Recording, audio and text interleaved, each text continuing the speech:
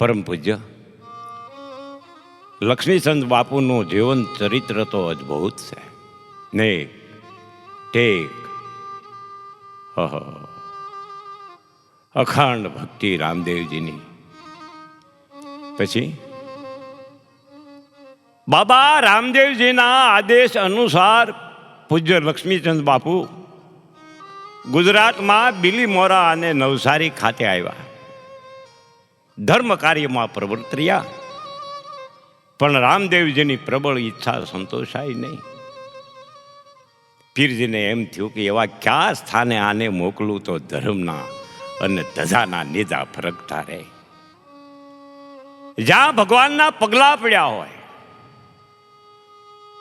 આવું વિચારી એમ કહેવાય છે કે રામદેવજી મહારાજે પસંદગીનો કળશ ઢોળ્યો, મુક્તપુરી ગામની ઉપર. હો બાપા, હવે તાપી પુરાણમાં 36મા અધ્યાયમાં રામેશ્વર મુક્તેશ્વર તીર્થ પ્રભાવ નામના અધ્યાયમાં આ જ મુક્તપુરી, જે હાલ મોતા તરીકે ઓળખાય છે, મોતા ગામ, એનું માધ્યમ વર્ણવવામાં આવ્યું છે કે જ્યારે રાવણના વધ બાદ રામ લક્ષ્મણ અને સીતાજી ભ્રમણ કરતા કરતા મુક્તિપુરી નામના સ્થળે આવ્યા. આ ગામ, ત્યાં સુમત મુનિનો આશ્રમ હતો. રામ અને સુમત મુનિ વચ્ચે સંવાદ થયો. આ જગ્યાએ ભગવાન રામચંદ્રજીના બાણના ઘાતથી રામ સરોવર સર્જાયું હતું. ત્યાં સ્નાન કરનારા લોકો બ્રહ્મલોકમાં જાય છે. અહીંથી તાપી નદી 5 કોસ દૂર છે. મુક્તપુરીમાં રામચંદ્રજીએ રામેશ્વર નામે શંકર ભગવાનની સ્થાપના કરીને પોતે દુષ્ટ ભાવથી મુક્ત થયા હતા. અહીંના રામકુંડ, હા, એની પર રામે પિંડદાન કર્યું. ત્યારે રાજા, એમ કહેવાય છે કે દશરથ રાજાની આકાશવાણી સંભળાય. હા, રાજા દશરથ આકાશવાણી દ્વારા બોલ્યા, હે પુત્ર, દુષ્ટ ભાવથી મુક્ત થયેલા તારા આપેલા પિંડદાનથી હું અહીં જરૂર પરમપદ પામ્યો છું. કાર્તક માસની દ્વાદશીને દિવસે પાપી પુરુષને પણ બાપા મુક્તિ આપનાર રામેશ્વરનું દર્શન કરીને બાપા અવશ્ય ને મોક્ષ મેળવે છે. આ રામેશ્વર મંદિર આજે પણ મોટા ગામમાં છે. અહીં દર વર્ષે કાર્તિકી પૂનમે રાત્રે રામેશ્વરનો ભવ્ય વરઘોડો નીકળે છે.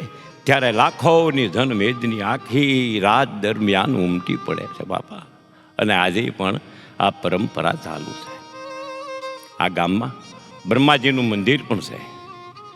વિશ્વમાં બ્રહ્માજીના મંદિરો નહિવત સંખ્યામાં હોવાનું કહેવાય છે, જેમાં આ બ્રહ્માજી મંદિરનો સમાવેશ થાય છે. બાપા, આમ તો આ ગામને મંદિરોનું ગામ કહેવાય છે. છોટી કાશી તરીકે પણ એ ઓળખાય છે. ગામમાં નાના મોટી મળી બાપા 22 જેટલા તો મંદિરો છે, જેમાં લગભગ મોટા ભાગના દેવી દેવતાઓ બિરાજમાન છે. આધ્યાત્મિક વારસો અને મૂલ્ય ધરાવતું આ ખમીરવંતું ગામ માત્ર એ ક્ષેત્રે નામના નથી ધરાવતું, પણ બાબા દેશ પ્રેમ, રાષ્ટ્રભક્તિ, સ્વાતંત્ર્ય સંગ્રામ માટે પણ એટલું જ વિખ્યાત છે. સરદાર પટેલ, ગાંધીજી જેવા અનેક મહાપુરુષોના પુનિત પગલા આ ગામની ધરતી પર પડ્યા છે બાપા. હા, આ ગામની આ પાવન ધરતી હજી પણ આધ્યાત્મિક વિભૂતિની ચાતક નજરે રાહ જોઈ રહી હતી, ઝંખી રહી હતી, તરસી રહી હતી, અરે તલસી રહી હતી બાપા. પણ સાચા દિલની તિતિક્ષા, પ્રતીક્ષા અને આરત અભિપ્સા કદી પણ વ્યર્થ જતી નથી.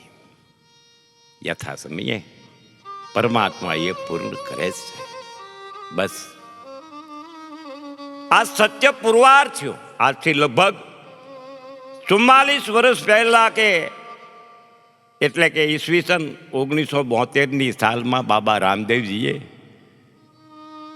પૂજ્ય લક્ષ્મીચંદ બાપુના કાયમી સ્થાન માટે આ ગામની ધરતી પર અમિટ મોર લગાવી બાપા. અને નવસારીમાં રહેતા એ લક્ષ્મીચંદ બાપુને દર્શન દઈને કીધું, બાપા હા રામદેવ પીર સપનામાં આવ્યા, દર્શન દીધા. બાપુને કીધું કે તારે માટે મેં સરસ મજાની જગ્યા નક્કી કરી દીધી છે, તું ત્યાં જા અને ધર્મના નેજા ધજા ફરકાવીને સત્કર્મ સદધર્મ અને સેવા સમરણની ધૂણી જખાય, આલેખ જગાય. આ જગ્યા છે ત્યાં બારડોલી તાલુકાનું પુરાણ પ્રસિદ્ધ ગામ મુક્તપુરી, જે હાલનું મોતા નામનું ગામ છે. હા, સુરતની બાજુમાં આ ગંગાધરા અલગધામ આશ્રમ, એનાથી થોડાક આગળ જાય બારડોલી રોડ ઉપર, એટલે ત્યાં મોતા નામનું ગામ છે. બસ બાપા, રામદેવજી મહારાજે સપનાની માલપા આવા અણસાર દીધા. બસ પછી તો પૂજ્ય બાપુ લક્ષ્મીચંદ બાપુ તો મોતા હોવા નીકળી પડ્યા આ વિસ્તારથી. હાવ જાણ, ઓહો કાંઈ ખબર નહીં. બાબા રામદેવજીની ઉપર અડગ અને અચળ શ્રદ્ધા, અને બાબા પણ એના માર્ગમાં ઉદાસ પાછળવા લાગ્યા. બાપા આખરે મોટા ગામમાં આવ્યા બાપુ, પણ આખા ગામના વાતાવરણમાં અનોખી સુરભી ફેરાઈ ગઈ. હા, આગળની એમ કહેવાય છે કે સગવડ કરનારાઓ સામે ચાલી અને આવીને મળ્યા. હા, એવા સેવકો મળ્યા. બોલો બાપુ, કઈ કામ જાણે બાબા રામદેવજીએ મોકલ્યા ન હોય સેવકો. હા, આમ મોટા ખાતે ધર્મની ધૂણી જખાવી, ધૂણીની ધૂમસેર દૂર દૂર સુધી ફેલાતી ગઈ. પછી દર્શન કરવા માટે લોકો દૂર દૂરથી આવવા લાગ્યા.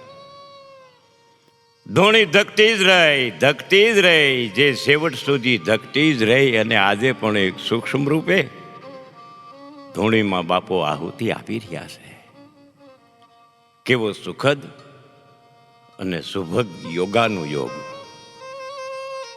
આમ મોટા ખાતે નિવાસ કરતા કરતા સૌ પ્રથમ ગામના રામજી મંદિરમાં પૂજ્ય બાપુએ ભજન સત્સંગના શ્રી ગણેશ કર્યા. ત્યારબાદ ઠેર ઠેર નાની મોટી ભજન મંડળીઓમાં જઈ તબલા, મંજીરા, ઢોલક, વાજિંત્રો,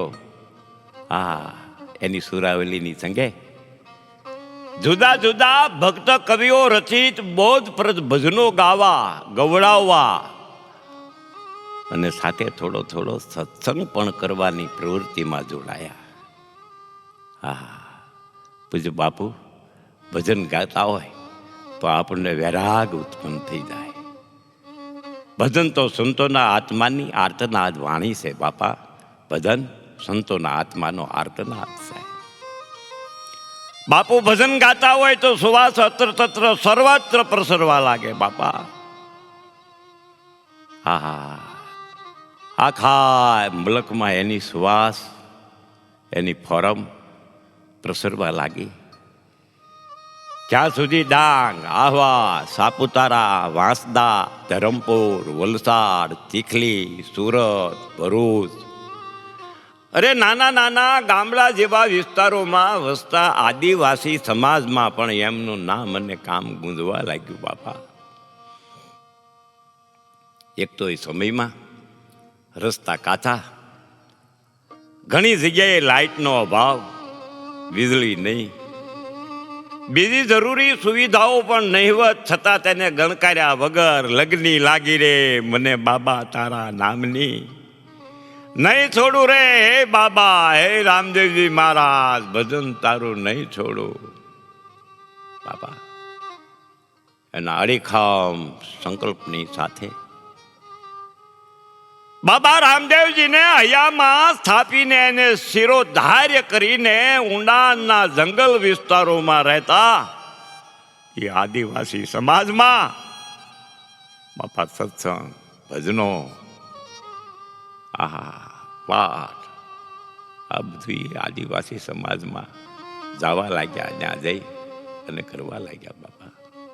આદિવાસી સમાજમાં જાય, આ દરમિયાન એમણે જોયું, જાણ્યું, અનુભવ્યું કે આ વિસ્તારોમાં ભૌતિક સુવિધાનો અભાવ છે, શિક્ષણનો અભાવ, જ્ઞાનનો અભાવ. તેથી શંકા, અંધશ્રદ્ધા, વહેમ અને વ્યસનોની નાગ ચૂડમાં આ પ્રજા ફસાઈ રહી છે, પીડાય છે. તેથી સામાન્ય કે ગંભીર માંદગીના સમયમાં પણ આ પ્રજાનો મોટો વર્ગ ડાક્ટર પાસે જવા કરતા દોરા ધાગા કરી અને બધું હકારી લે. જે દોરા ધાગા કરી દેતું હોય એની પાસે જાય. પરિણામે અકાળે મોતનું પ્રમાણ વધી ગયું. માણસો ટપોટપ મરવા મળ્યા છે બાપા.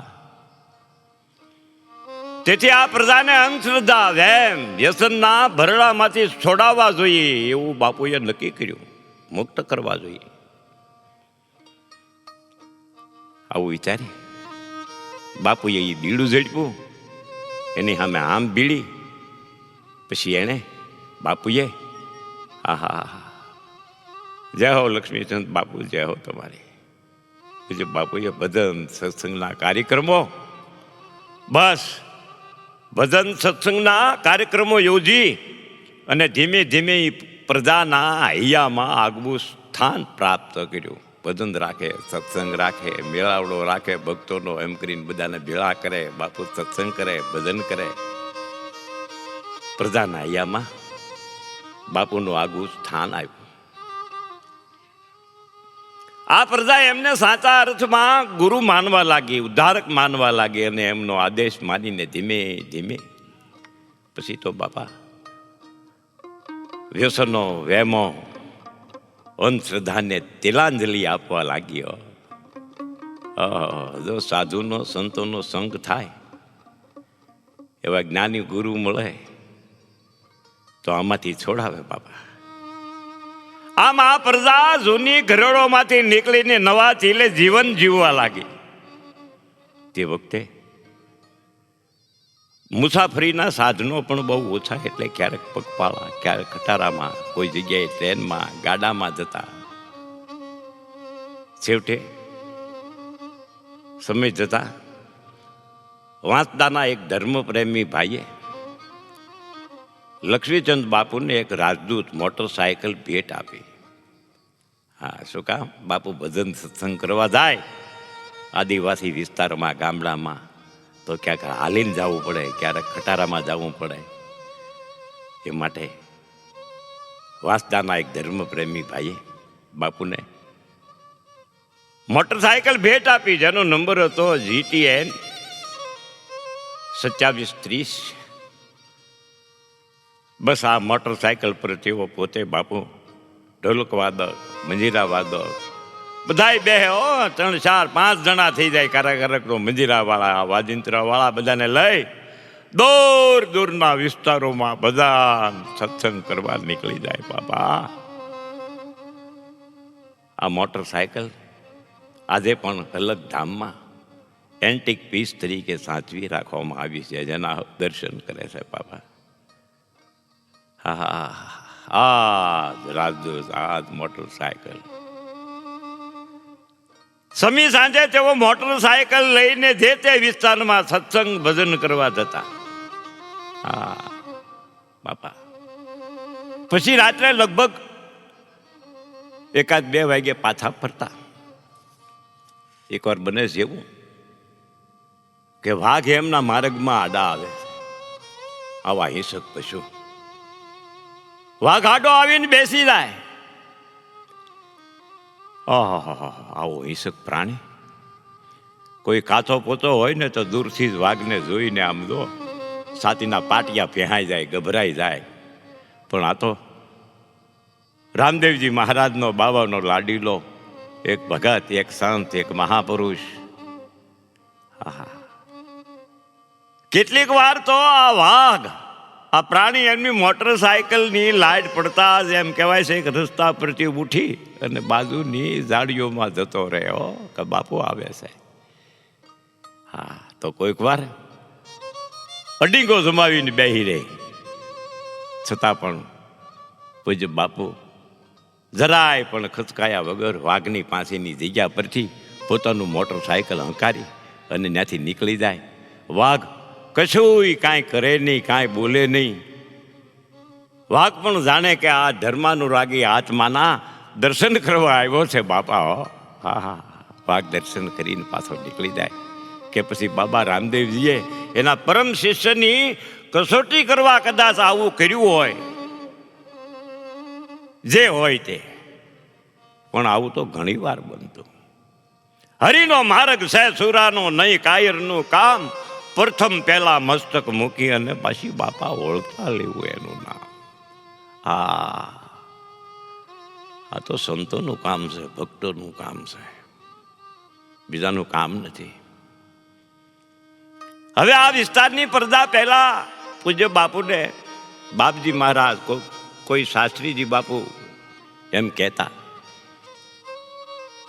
પણ હવે તો આ બધું છોડી અને લક્ષ્મીચંદ બાપુ તરીકે સંબોધવા લાગ્યા છે બધા. એટલે હવે બાપા આ લક્ષ્મીચંદ બાપુ પરોપકારી સંત, સંત બળે પરમારથી શીતલ વાકો અંગ, તપાત બુઝાવે ઓરન કી અને દે દે આપનો રંગ. બાપા અરે એકવાર તો એવું બન્યું બાપા, કેવું કે વાસદા તરફથી, વાસદા ગામ છે ને, શહેર છે, એ તરફથી એ બાજુથી સત્સંગ કરીને રાત્રે રાજદૂત પર મોટા ગામ તરફ બાપુ આવતા હતા. ત્યારે લગભગ રાત્રે 1:30 વાગ્યાનો સમય હતો. મોટા ગામથી બારડોલી રોડ પર આજે જ્યાં નાગેશ્વર દાદાનું મંદિર છે, એ જગ્યા પર મોટરસાયકલ ચલાવતા પૂજ્ય બાપુના માથા પર કોઈ એવી એક લાકડીનો સપાટો માર્યો, ફળાક દઈને માથામાં લાકડી વાગી, બાપુ ગબડી પડ્યા. માથામાંથી લોહી નીકળવા લાગ્યો, લોહીની ધાર થઈ. પણ ત્યાં તો અચાનક ત્યાં કોઈનો એમ કહેવાય છે કે ગેબી અદૃશ્ય હાથ બાપુના મસ્તકે ફરવા લાગ્યો. બાપુના માથા ઉપર હાથ ફરવા લાગ્યો, ગેબી હાથ, લોહી નીકળતું બંધ થઈ ગયું. બાપુને હાશ થઈ. નિરાતે ઘરે આવ્યા. ઘરે આવી અને દર્પણમાં જોયું, કાચમાં જોયું તો માથામાં જરાય પણ લોહીના ડાઘા નથી, એકે ઘા જણાતો નથી. ફટકો વાગ્યો, માથું લોહીથી રંગાઈ ગયું હતું. બાપુએ પોતે હાથ ફેરવીને જોયું તો હથેળી પણ લોહીવાળી થઈ ગઈ હતી. અને પેલો ગેબી હાથ ફરતા જ બધું ગાયબ થઈ ગયું. બાપા અદશ થઈ ગયો. કાંઈ પીડા નહીં, કાંઈ આંધાણ નહીં, લોહી ના. ખરેખર આ બાબા રામદેવજીની લીલા હતી, બાપા એની કૃપા. બાબા રામદેવજી મહારાજ પૂજ્ય બાપુના હાજરા હજુર હતા. આમ ધીરે ધીરે ઈસવીસન 1978 વૈશાખ સુદ અખાત્રીજના દિવસે નવસારી નજીક આવેલા મોટી ચોવીસી ગામના શ્રી રણછોડભાઈ ભુલાભાઈ પટેલની મોટી દીકરી પ્રવીણા સાથે લગ્ન બંધને બંધાયા. બાપુ જાણે યજ્ઞમાં ઘીની આહુતિ મળી. પરસ્પરના વિચાર, વર્તન અને આચારનું અનોખું મિલન થતા ધાર્મિક પ્રવૃત્તિઓને વેગ મળ્યો. બાપા જીવન નયા સમયની સરિતા પર સળસળાટ દોડવા લાગી. જનસેવા અને સનાતન ધર્મ, સર્વધર્મ સંભાવ અને દૂન દુખિયાના આંસુ લૂછતા લૂછતા પણ સામાજિક સંબંધો, વ્યવહારો એને જાળવામાં પણ એ સફળ બની ગયા. બાબા રામદેવજી એમના જીવન પથ અને કર્તવ્ય પથ દિવ્ય ઉદાસ પાથરતા રહ્યા. બાપા પાથરતા રહ્યા. પરિણામે કોઈ પણ કાર્યમાં પીછેહટ કરવી ન પડતી. આમ મોટા ખાતે બાપુએ મુકામ જમાવ્યો. ત્યારે પૂજ્ય લક્ષ્મીચંદ બાપુનો સફેદ કપની પાયજામો, બસ આ એનો પહેરવેશ. તે પૂર્વે મુંબઈ નવસારી રોકાયા હતા. તે સમયે પેન્ટ શર્ટ પહેરતા.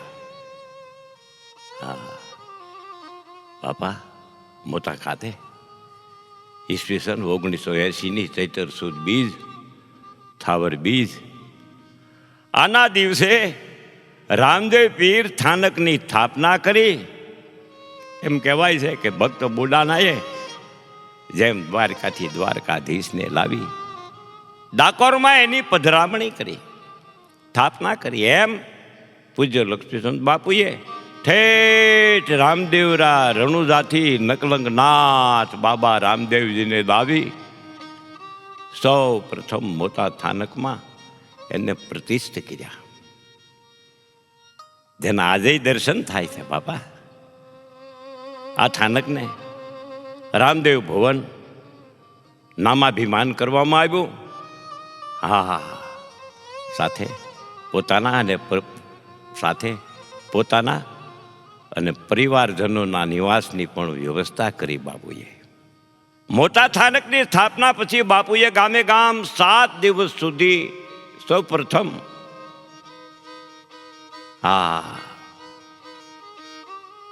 સૌ પ્રથમ 7 દિવસ સુધી વ્યસન મુક્તિ પદયાત્રા કાઢી લોકોને વ્યસન મુક્ત થવા પ્રેર્યા, પ્રબોધ્યા.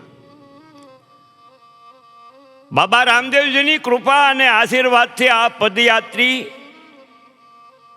આ લોકો આ ભક્તો પ્રભાવિત થયા અને ધીમે ધીમે હવે વ્યસનનો ત્યાગ કરવા લાગ્યા. બાપા વ્યસન છોડવા લાગ્યા.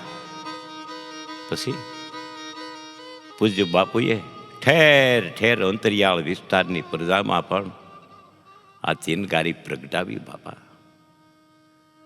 દીવામાંથી દીવો પ્રગટે તેમ વારા ફરતી અસંખ્ય દીવાઓ પ્રગટવા લાગ્યા. પછી બાપુએ સફેદ લુંગી અને કફની ખભાની ઉપર લાલ કાળી કામળીનો વેશ ધારણ કર્યો. હા, બસ આ વેશ ધારણ કર્યો તે કર્યો. ઠેઠ સમાધિસ્થ થયા ત્યાં સુધી પૂજ્ય બાપુ પર બાબા રામદેવજીની આશીષ, કૃપા અને પ્રેરણાનો ત્રિવેણી ધોધનો સદાય બાપા વરસતો રહ્યો. બાપા ત્રિવેણી ધોધ સદાય વરસતો રહ્યો. તેથી ભાદરવા સુદ 1 એકમ 15 દિને રામદેવરા રણુજાના રામ સરોવર પર સમાધિ લેતા પહેલા બાબા રામદેવજીએ હિંદવા પીરે હજારો ભક્તજનોને ઉદ્દેશીને પ્રબોધતા કહ્યું હતું. બસ તે શબ્દો પૂજ્ય બાપુના હૈયામાં બરાબર કોતરાઈ ગયા હતા. બાબાએ કહ્યું હતું, રામદેવજી મહારાજે શું કહ્યું હતું કે મારા ભક્તજનો દરેક મહિનાની સુદ બીજને દિવસ પાટોત્સવ કરજો. ભજન ભાવથી જમા જાગરણના પાઠ પૂરાશે ત્યાં હું અંતરિક્ષમાંથી હાજર રહીશ. આ શબ્દોના આદેશ મુજબ પૂજ્ય બાપુએ મોટા સ્થાનેકેથી સૌ પ્રથમ જ્યોતિપાઠ કરવાના મંગલાચરણ કર્યા. દર મહિનાની સુદ બીજના દિવસે જ્યોતિપાઠ યોજાવા લાગ્યા. પછી તો બાપા એને વાયરાએ જ્યોતિપાઠના મહિમાની વાતો ફેલાવી. બાપા આવો ઠેર ઠેર વાતો મળી થવા અને પછી તો ઠેર ઠેરના વિસ્તારોમાંથી જ્યોતિપાઠ કરવાના નિમંત્રણો મળ્યા આવવાઓ. જ્યોતિપાઠની જ્યોતિએ હજારો લોકોના જીવન પરિવર્તન કરી દીધા. સૌ ભક્તો ધન્ય બની ગયા. પછી તો માત્ર સુદ બીજના દિવસે જ નહીં પણ ઉપરાંત આપણી જ્યોતિપાઠના યજમાનો વધતા ગયા. તેથી મહિના દરમિયાન ક્યારેક 5 તો ક્યારેક 7 તેથી વધુ સંખ્યામાં જ્યોતિપાઠ યોજાવા લાગ્યા. જે પરંપરા આજે પણ ચાલુ છે. અત્યારના મહંત પૂજ્ય યોગેશ્વર બાપુ મજાના જોટી પાઠ એ પણ એની યોજનાઓ થાય છે અને જ્યોતિપાઠમાં પણ બાપુ જાય છે મજાના ભજનો અને સત્સંગ કરી અને ભક્તોના હૃદયને ટાઢેક આપે છે. પણ હું તો વાત કરું છું પૂજ્ય લક્ષ્મીચંદ બાપુના જીવન દર્શનની. બાપુનું જીવન તો અદ્ભુત હતું બાપુ. બસ રામદેવજી મહારાજની અપરંપાર કૃપા હતી.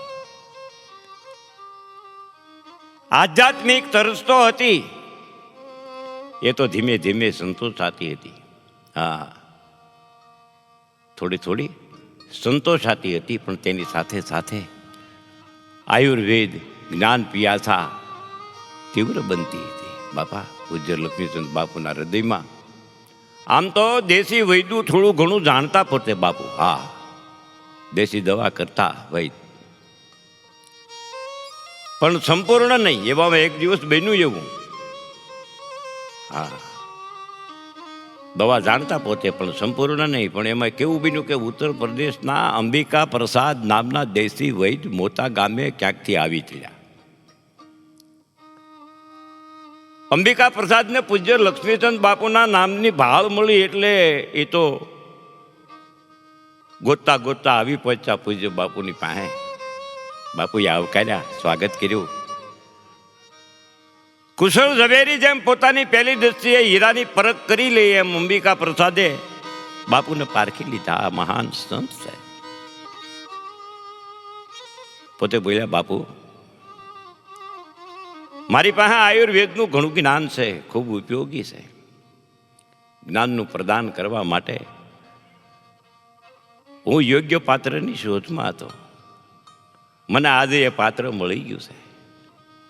બાપુ હું આ જ્ઞાન તમને આપવા માટે તૈયાર છું. બાપુને બાપા આટલું જોતું હતું અને સામે આવીને મળ્યું અને બાપુએ તેમને આયુર્વેદ ગુરુ પદે સ્થાપી દઈ દેશી વૈદ્યની ગહન જાણકારી મેળવી લીધી બાપુએ. બાપા હા, જેને આધારે બાપુ નાડી પરીક્ષા કરી અને જરૂરી દેશી ઔષધો આપવા લાગ્યા. ધીમે ધીમે આ દવાના લાભાર્થીઓ વધતા ગયા. અસંખ્ય લોકોએ દવા લઈ સાજા થઈ દુઆઓ વરસાવી. ગુરુ ઋણ અદા કરવા માટે પૂજ્ય બાપુએ અંબિકા પ્રસાદ વૈદને પોતાની સાથે રાખી અને એમની સેવા ચાકરી બાપુ કરતા રહ્યા. એટલું જ નહીં, પણ અંબિકા પ્રસાદે જ્યારે દેહ ત્યાગ કર્યો, વૈકુંઠમાં ગયા. હા, પણ ક્યાં? અલગ ધામમાં જ. પૂજ્ય બાપુએ અંતિમ સંસ્કાર કર્યા અને એમના અસ્થિ ફૂલને અલગ ધામમાં સમાધિ આપી. બાપા એમનું સમાધિ મંદિર પણ પૂજ્ય લક્ષ્મીચંદ બાપુની સમાધિની મંદિરની બિલકુલ નજીકમાં છે, મોજૂદ છે. હાલમાં તમે એના દર્શન કરી શકો છો. જુઓ તો ખરા બાપા. ગુરુ હમારા ગારુડી મુझ પર કીધી મેર, મારો બતાવ્યો મરમ નો તાતો ઉતર ગયા સબ જાય. ગુરુ તો ગુરુ છે બાબા. આમ ભજનો સત્સંગના કાર્યક્રમો કરતા કરતા પૂજ્ય લક્ષ્મીચંદ બાપુની વય 30 વર્ષની થઈ. 30 વર્ષની ઉંમર છે. સંત સમાગમમાંથી એમને આધ્યાત્મિક મહિમા ધરાવતા ગિરનાર પર્વત અને પાવાગઢનો મહિમા જાણવા મળ્યો. તેમાંય વળી જ્યારે એમણે જાણ્યું કે આ બંને પર્વતોના શિખરો પર આવેલા મંદિરો, એના દર્શન કરવા, એ તો જીવનનો અમૂલ્ય લાવો છે. આ અમૂલો લાવો છે. એમના મનમાં તો બસ જબરી ઉથલ પાથલ થવા લાગી. બાપુને એમ થયું ક્યારે ગિરનાર જાઓ, ક્યારે પાવાગઢ જાઓ, આવી ધૂન લાગી. બસ પછી તો પ્રથમ સંકલ્પ કરી લીધો ગિરનાર ચડવાનો, અને તે પણ મહાશિવરાત્રિના તહેવારના દિવસે. જેથી મહાશિવરાત્રિ હોય તેથી ગિરનાર ચડવો સંકલ્પ કર્યા. પછી પહેલી શિવરાત્રી આવી રહી હતી. પ્રવીણા બેને મૈયાએ જરૂરી સામગ્રી તૈયાર કરી આપી. બાપુ તો 2-3 દિવસ પહેલા પહોંચી ગયા ગિરનારની તળેટીમાં. પહેલી વાર ગિરનાર જોયો, દર્શન કર્યા. સુંદર વનરાજી, પ્રાતનિક વનરાજી, આવી વનરાય અને ધર્મ સ્થાનોનો અનોખો મનભાવક મેળો. આહા, પહેલા ગિરનારનો મહિમા સાંભળ્યો હતો, પણ આજ તો બાપુ ગિરનાર પહોંચ્યા પછી તો એમાં ગુણાકાર થતો ગયો. બાપા, આવતીકાલે મહાશિવરાત્રી છે. મળસ્કે ઉઠીને, પ્રભાતે ઉઠીને દૈનિક કર્મ પતાવી ગિરનાર પર ચડી સેવા સંકલ્પ સાથે શયન કરવા ગયા. પણ નિરાતે ઊંઘ કેમ કરીને આવે? ગિરનારના શિખર પર ચડવાની તમન્ના હતી, લગ્ની હતી. એમ કરતા કરતા તો પ્રભાત થયો. ગિરનાર પર ચડનારા એ યાત્રાળુઓના અવાજોથી, હર હર મહાદેવના નાદો સંભળાવાથી પૂજ્ય બાપુ પણ જાગી ગયા અને ઝટપટ દૈનિક કર્મ પતાવી, પોતાનું દૈનિક કર્મ પતાવી હર હર મહાદેવ, હર હર મહાદેવ, જય રામદેવજી મહારાજની આલેખ જગાવતા જગાવતા ગિરનારના પહેલે પગથિયે જઈને ઉભા રહ્યા. બાપુ પ્રભાતનું ટાણું, મન શીતળ વાયરો વાયરીઓ છે. હર હર ભોલે, બમ બમ ભોલે, ઓમ નમઃ શિવાય જેવા મંત્રોનો મધુર સુર વાતાવરણને ભર્યું બનાવતો હતો. બાપા, ઘણા યાત્રાળુઓ હતા, મહિલાઓ હતી, માતાઓ, બહેનો, પુરુષો, વડીલો, યુવાનો. જેમને ચાલવાની તકલીફ પણ દર્શન કરવાની તાલાવેલી. એમાંય કોઈ જોડીમાં, કોઈ ડોલીમાં. ડોલી ઉચકીને જનારા ધંધાદારી માણસો ત્યાં મળી રહેતા. યોગ્ય રકમ આપો તે અશક્ત લોકોને ડોલીમાં બેસાડી ખભે ઉચકીને શિખરે લઈ જાય છે. શ્રદ્ધા અને ભક્તિ અને આસ્થાનો અદ્ભુત સંગમ રચાયો. એકાબીજાને ઓળખતા ન હોય છતાંય આ મારા જેવો શ્રદ્ધાળુ આત્મા છે, મારામાં રહેલો પરમાત્મા છે અને એનામાં રહેલો પરમાત્મા એક જ છે. અમે એક જ પરમાત્માના સંતાનો છીએ. અમારો અહીં આવવાનો આશય પણ સમાન છે. આવી હૃદયની સૌદ ભાવના અને લાગણીથી હવે એકબીજાને ઓમ નમઃ શિવાય, ઓમ નમો નારાયણ, જય ગિરનારી એમ કહેતા જાય, પ્રણામ કરતા જાય. જરૂર પડે એકબીજાને મદદરૂપ પણ થતા જાય છે. જૂનો જોગ સારનો જઈએ જોઈ તીએ નથી નવો, અને કોણ કહે ગઢ જૂનો. બાપા, આવા મબલખના માનવ મેળામાં એક નવજવાન પણ હતો. એના માથાના ઓળિયા હવામાં ફરકતા હતા. વદન પર એમ કહેવાય ગજબનું તેજ લકીર અને સામાન્ય પ્રભાવિત કરતી લકીર વર્તાતી હતી. બાપા, કફની પાયજામો ખંભે ખેસ, બીજા ખંભે બગલ થયેલો ભેરવીને ગિરનાર પર જઈ રહેલા યુવાનને નિહાળવા હવની મેટ મંદાણી. ખમે ખુમારી અને ખંતથી યુવાન એક પછી એક પગથિયું ચડતો હતો. બાપા, આ પૂજ્ય બાપુ હતા.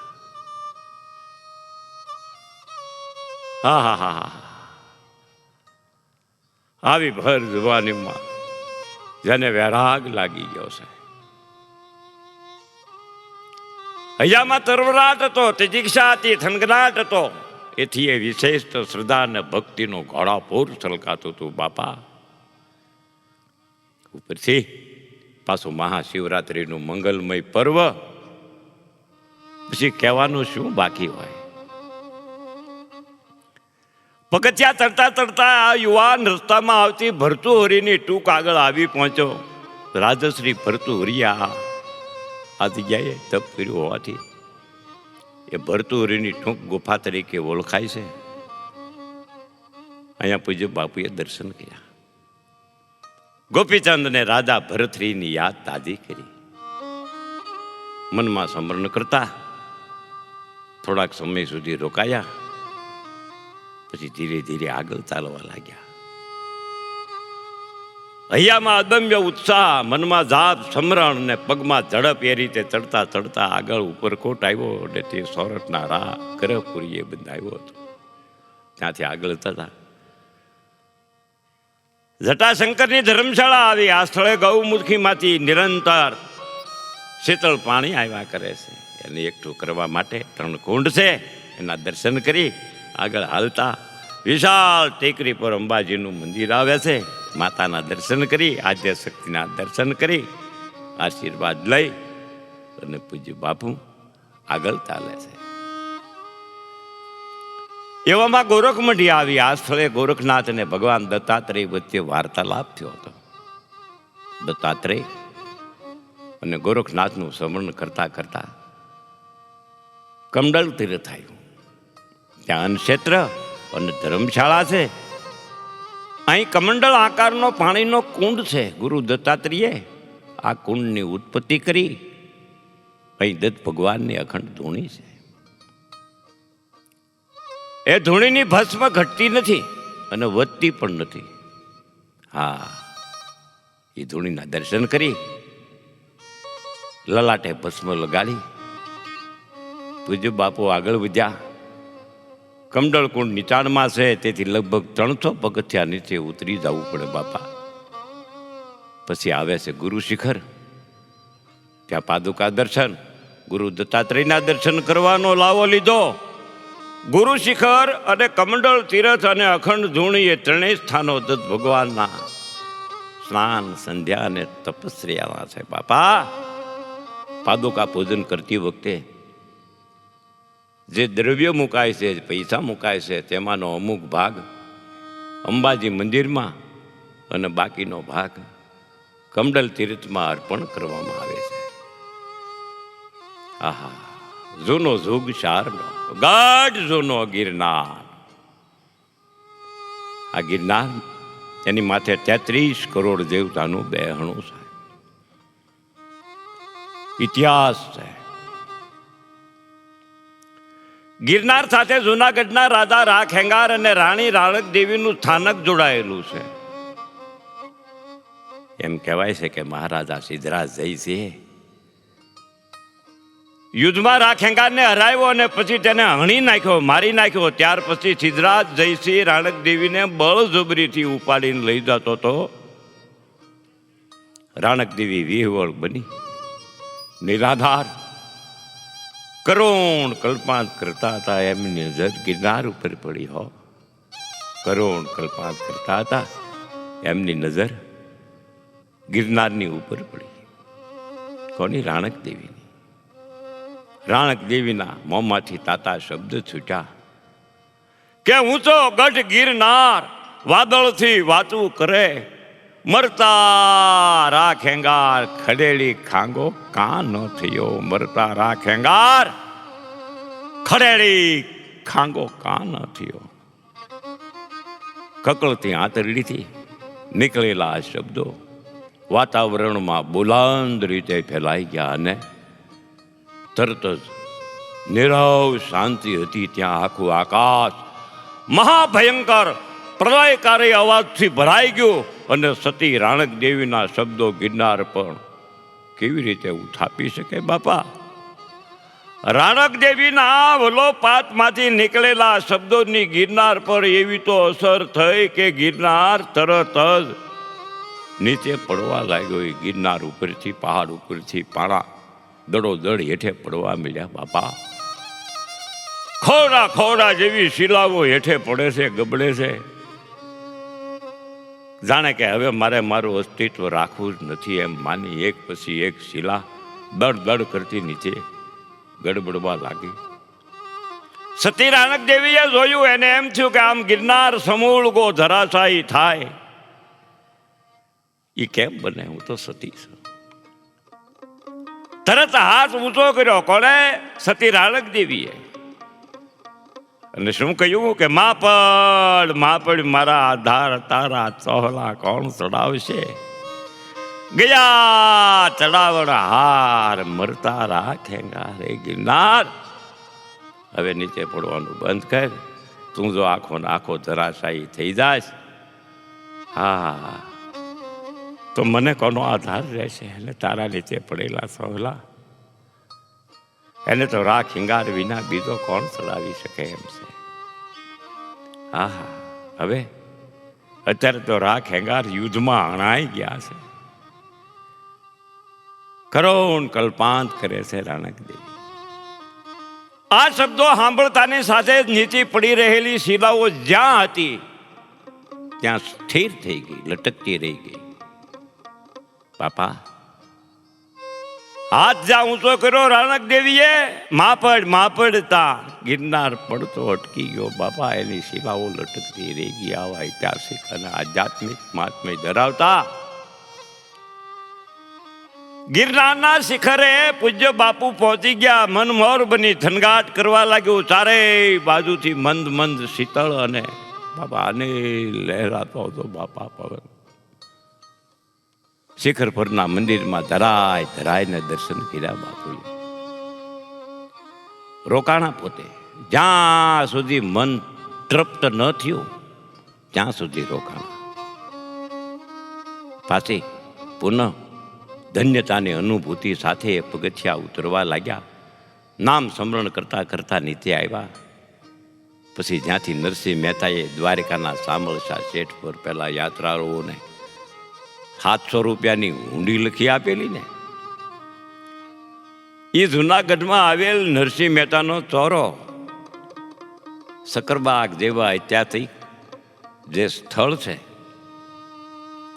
એ જગ્યાએ પણ જતા. અને આ બધામાં દામે કુંડ ન જાય. હા, જો દામોદર કુંડે આપણે ન જાય તો આ યાત્રા બધી અધૂરી રહે. આ યાત્રાનું પૂરેપૂરું ફળ મળે નહીં. અધૂરી યાત્રા એ જીવનને કેમ પ્રવડે બાપા? બાપા પછી તો આમ પહેલી જ વાર ગિરનાર પર દિવ્યાનંદ પ્રાપ્ત કરી આવ્યા બાપુ. હા, પછી ત્યાં સંકલ્પ કરી લીધો કે હવેથી હું દર વર્ષે મહાશિવરાત્રિએ ગિરનાર પર ચડીશ અને તે સતત 24 વર્ષ સુધી. હા બાપા, બાપુ એમનું આવું નેક ટેક ભર્યું એનું જીવન હતું. આહા, રામદેવજી મહારાજની રામે રામ જેને ભક્તિ હતી, લગ્ની હતી. હા, બાપુનું જીવન અનોખું હતું, અદ્ભુત હતો. પૂજ્ય બાપુ શક્તિના ઉપાસક હતા. માતાજીને પણ ભજતા, ગરબા પણ ગાતા. હા, એમાંય મહાકાળી માનો ગરબો હોય તો બાપુ બહુ ભાવથી ગાતા. એને હૃદયે બહુ ગમતો ગરબો. હા, બહુ મજાના આપણા પ્રાચીન ગરબા, માતાજીના ગુણાનુવાદ બાપુ ગાતા અને ગવડાવતા.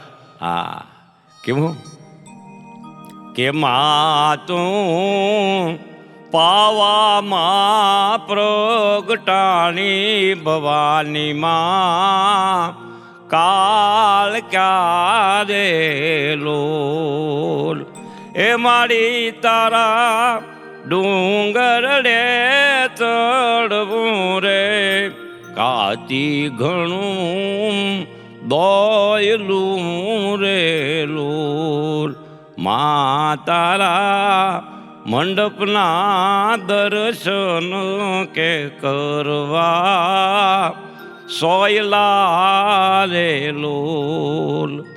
પણ આવી નોરતાની નવરાત કે માતાજી રમે એ ગરબે રે લોલ. આવા મજાના બાપુ ગરબા ગાતા, આ ગવડાવતા.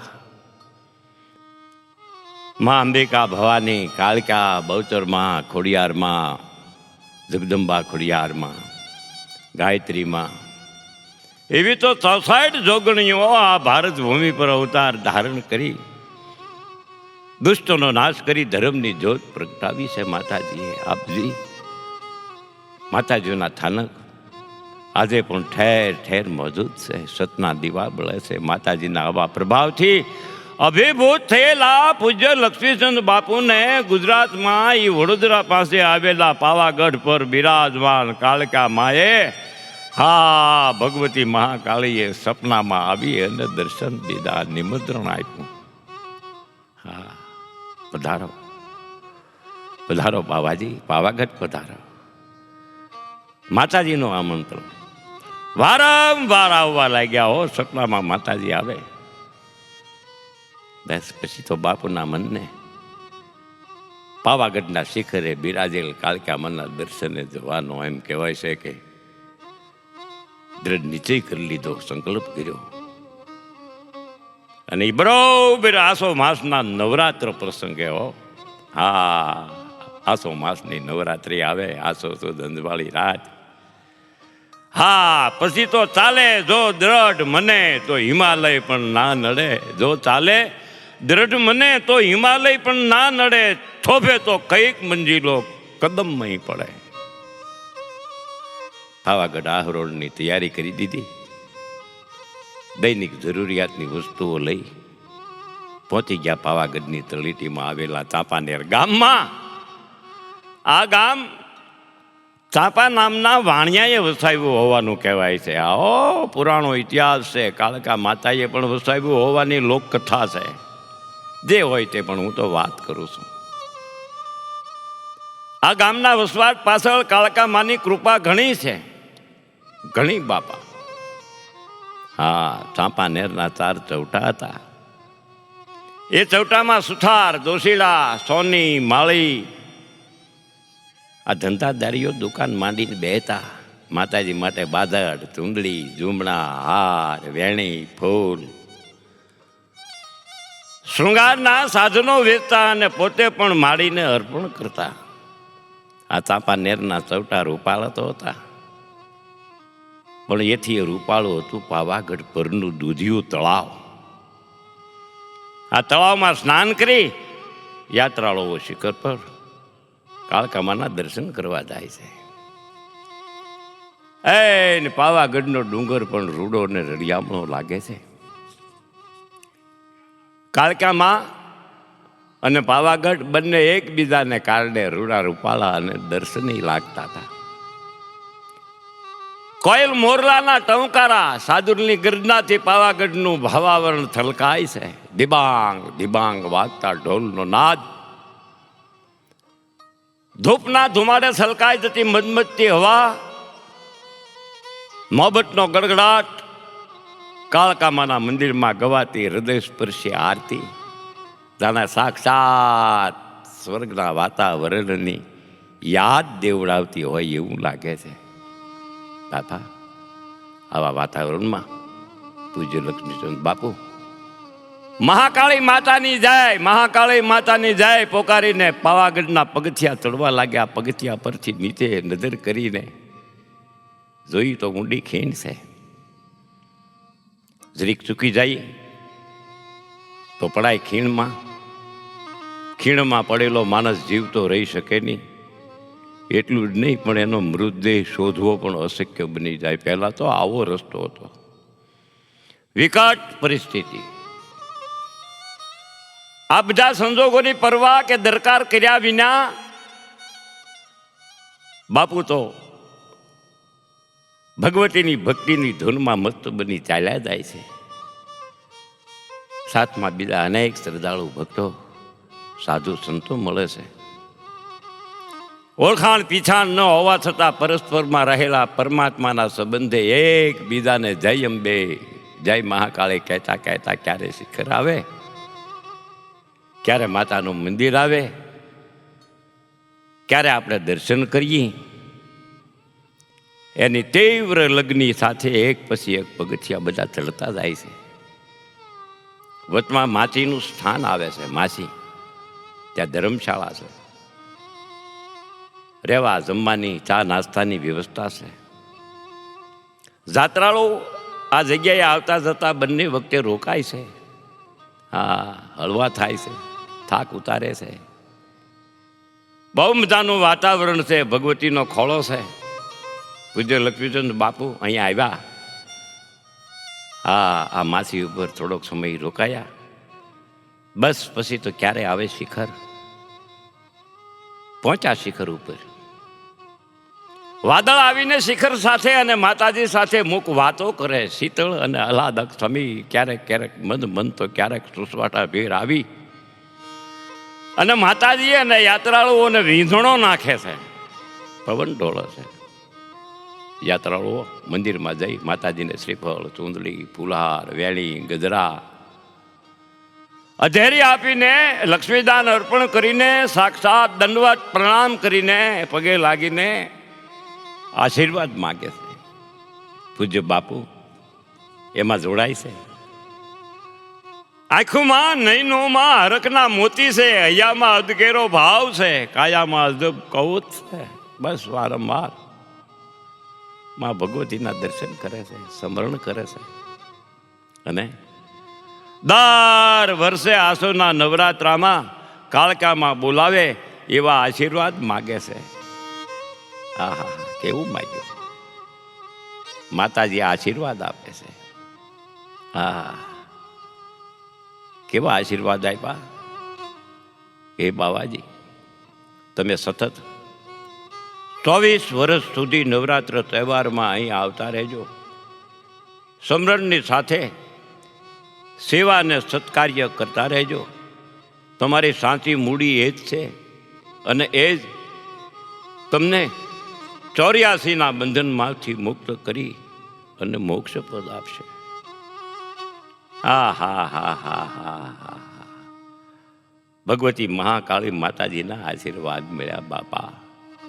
આ ભગવતી તો જેને દેવોના દુઃખ મટાડ્યા. હા, દેવતાની વારે આવ્યા, એની કૃપા થઈ. ઘોર કીધું અટ હાસ્યને માં દૈત સેના ખળભળી, નીર ઉછળ્યા મહાસાગરમાં ને ધરતી બધીએ ધણ ધણી. પછી કાળ રૂપે કાળ ક્યામાં તું જ ખપર ધારણી, કરતી સદા કલ્યાણ જગતના તું જ માં પરમેશ્વરી. કરતી સદા કલ્યાણ જગતના તું જ માં પરમેશ્વરી. હે માં. પૂજ્ય બાપુ ધન્ય ધન્ય થઈ ગયા. માતાજીને ફરી પ્રણામ કરી આશીર્વાદ લઈ તળેટીમાં આવવા માટે પોતે પ્રસ્થાન કરે છે, નીકળે છે. હૃદયમાં પોતાનો સંકલ્પ સંતોષ્યાનો, માતાજીના દર્શન આશીષનો લાવો લેવાનો અને એક તીર્થ સ્થાનમાં આવ્યા હોવાના પુલકિત ભાવ સાથે પોતે તળેટીમાં આવે છે. બસ પછી તો તળેટીમાં આવ્યા પછી ધીરે ધીરે પોતાના ગામ તરફ, જ્યાં પોતે રહે છે અત્યારે આશ્રમ છે, મોટા તરફ આવવા નીકળે છે. મોટા ગામ આવ્યા પછી બાપુ તો પોતાના નિત્યક્રમ પ્રમાણે પોતાનું જીવન જીવે છે. રામદેવજી મહારાજની ભક્તિ કરે છે. બાપા વખત જતા સૌભાગ્યવતી પ્રવીણાબેને, એટલે કે પ્રવીણા મિયાએ એક દીકરીને જન્મ આપ્યો. ઘરમાં લક્ષ્મીજી પધાર્યા માની સૌએ હરખને જતાવ્યો. હા બાપા, દીકરીએ ખરેખર પરિવારનો તુલસી ક્યારો છે. તુલસી વાતાવરણને શુદ્ધ કરે છે, આરોગ્ય આપે છે. હા, અને દીકરી તો દીકરી છે. દીકરીની જન્મ તારીખ હતી 3/11/1981. બાપા, માતા પિતાના વાત્સલ્ય વારીથી આ દીકરી ધીમે ધીમે મોટી થાય છે. નામ પાડવામાં પછી એનું નામ પાડવામાં આવે છે ધર્મિષ્ઠા. કેવો યોગાનું યોગ! વિદ્યાર્થી કાળથી લઈને આજ સુધી આ ધર્મિષ્ઠા, આ બે એની ફોઈએ પાડેલા નામને ઉજ્જવળ અને સાર્થક બનાવવાનો અવિરત અભિગમ દાખવી રહી છે આ બાપા. આ હકીકત છે. ત્યારબાદ વખત જતા દીકરાનો જન્મ થાય છે તારીખ 20/12/1984. નામ રાખવામાં આવે છે યોગેશ્વર. યોગેશ્વર એ ભગવાન કૃષ્ણનું બીજું નામ છે. બસ એ પણ શિક્ષણની સાથે ધર્મના રંગે રંગાય છે. બંને ભાઈ બહેનો નાનપણથી આરતી ભજનો આ બધું ગાતા શીખે છે. અને પછી તો વિવિધ વાજિંત્રો વગાડતા પણ શીખે છે. હા, જ્યારે જ્યારે આશ્રમમાં, જ્યારે મંદિરમાં ભજન સત્સંગ હોય ત્યારે ભાઈ બહેન એ મજાના મધુર કંઠે ઈશ્વરના ભજન ગાતા હોય. હવે એક ગેબી ઈશ્વરી સંકેત થયો. કેવો? કારણ કે પરમાત્માને પામવાનું કેન્દ્ર એટલે મંદિર મનને સ્થિર કરે, પરમ શાંતિ અને ઉચ્ચ જીવનની પ્રેરણા આપે, પરસ્પર આદર કરવાનું શીખવે. હા, પછી સંસ્કૃતિના ઊંચા મૂલ્યોનું રક્ષણ કરી એનું સંવર્ધન કરે, આપણી આગવી ઓળખને દૃઢ કરાવે. હા, એ મંદિર જ્યાં મનના વેગ પર પૂર્ણ વિરામ મુકાય, જ્યાં હૃદય સુખ દુઃખના દ્રંદો પછી એમ કહેવાય પર બની જાય અને આત્મા આનંદના આકાશમાં વિહરવા લાગે, અને જ્યાં પરમપિતા પરમાત્મા અને જીવાત્મા વચ્ચે મધુર ગોઠડી રચાય એ મંદિર. બાપા, હા, મંદિરની આવી દિવ્ય એમ કહેવાય છે કે સંકલ્પના જે છે એ બાપુને જંપવા નથી દેતી. હા, ઈસવીસન 1979 તેમણે એવું વિચાર્યું કે મોતાથી 20-25 કિલોમીટરના અંતરે એક વિશાળ ધર્મસ્થાન બને તો સમાજનો દરેક માનવી એનો લાભ લઈ શકે. આવો વિચાર બાપુને આવ્યો. પહેલા તો જુદા જુદા સ્થળે નાના મોટા અનેક સ્થાનકોનું નિર્માણ કરાવીને બાબા રામદેવજી સહિત દેવ દેવીઓની પ્રતિષ્ઠા કરી અને જાહેર જનતાને અર્પણ કર્યા. બાપા, હા, ઘણા મંદિરો બાંધ્યા. પછી ઈસવીસન 1993 ગુરુ પૂર્ણિમાના પર્વે આ પ્રસંગે પૂજ્ય રામદેવજી બાબાએ પૂજ્ય બાપુના મનમાં એક નવી પ્રેરણા આપી. કેવી? અલગધામ નિર્માણનો આદેશ થયો. બસ આ આદેશ પછી એમણે મનોમંથન કરી આમાં કાંઈક વિશેષ પ્રભુની પ્રેરણા અને મરજી સમાયેલી હોવાનું અનુભવ્યું. બાપા, અલગધામ નિર્માણ કરવા અનેક સ્થળોએ ઘણી જગ્યાએ જુદી જુદી 31 જેટલી જગ્યાઓ જોઈ હતી બાપુએ. હા, ઘણી જગ્યા જોઈ. ક્યાંય ગમ્યું નહીં, ક્યાંય ગોઠ્યું નહીં. છેવટે બાપુને ગંગાધરા ગામ 4 રસ્તા નજીક આવેલી આ જગ્યા જોતા એના આત્માને ટાઢક મળી. આ જગ્યાએ આવ્યા ને, આ બાપુએ કેવું જોયું? હા, એમની દ્રષ્ટિ એક સાપ અને નોળિયાની ઉપર પડી. તો સાપને નોળિયો બે મસ્તીથી ગેલ કરતા જોયા. બાપુ રાજી થઈ ગયા. પછી તો બાપુના કોઠે 32 કોઠે બાપા દીવા પ્રગટી ઉઠ્યા. હો વાહ રામા ધણી, ત્યાં તો નિશાની ઠીક દીધી. જય હો મારા નાથ. બસ આ જગ્યા પર પસંદગીની મોહર મારી દીધી. બાબા રામદેવજીએ અંતરિક્ષમાંથી આશીર્વાદ આપ્યા. પછી આ જગ્યા સંપાદન કર્યા પછી એમાં ઉગી રહેલી જંગલી વંદરાજી કાપી નખાવી, જગ્યાને સાફસૂફ કરી. આ જગ્યાએ કુદરતી રીતે નજીકમાં ઉગેલા લીમડો, ઉદુંબર, જેને આપણે ઉમરો કહીએ, બોરડીના વૃક્ષો હતા. એમાંથી આજે તો માત્ર બોરડી અને ઉદુંબરના વૃક્ષો રહ્યા છે. બાપુ દરરોજ મોતાથી આવીને બોરડીના વૃક્ષની નીચે, બોરડીના ઝાડવાની હેઠે આસન જમાવીને જપ તપ કરતા. હા, આ ક્રમ દરરોજ ચાલવા લાગ્યો. નવી નવાઈની બીના તો એ છે કે આ પહેલા આ બોરડી પર કદી બોર લાગતા નહીં, આમાં ફળ આવતા નહીં, બોર આવતા નહીં આ બોરડી ઉપર. પણ પૂજ્ય બાપુએ અલગ ધામના નિર્માણ માટે અહીં ધૂણી દખાવી, ત્યારથી બોરડી મોરી ઉઠી. બાપા એને બોર આવ્યા, પછી તો એના પર દર વર્ષે બોર આવવા મળ્યા. આમ આ બોરડી, લીમડો અને ઉમરાલા વૃક્ષો બાપુને મન ત્રિદેવ સમાન પૂજ્ય અને પ્રિય થઈ પડ્યા હતા. બાપા એમ કરતા કરતા અલગધામ મંદિર સંકુલના બાંધકામનો નકશો તૈયાર થયો. બસ કાર્યવાહીમાં ગતિ આવી અને બાબાની પ્રેરણાથી ભૂમિ પૂજનનો અવસર આવી પહોંચ્યો. બહુ મજાનો ઉજળો અવસર, અલગધામ આશ્રમ. બસ એનું ભૂમિ પૂજન, એનો અવસર આવ્યો. કેવો મજાનો રૂડો અવસર આવ્યો.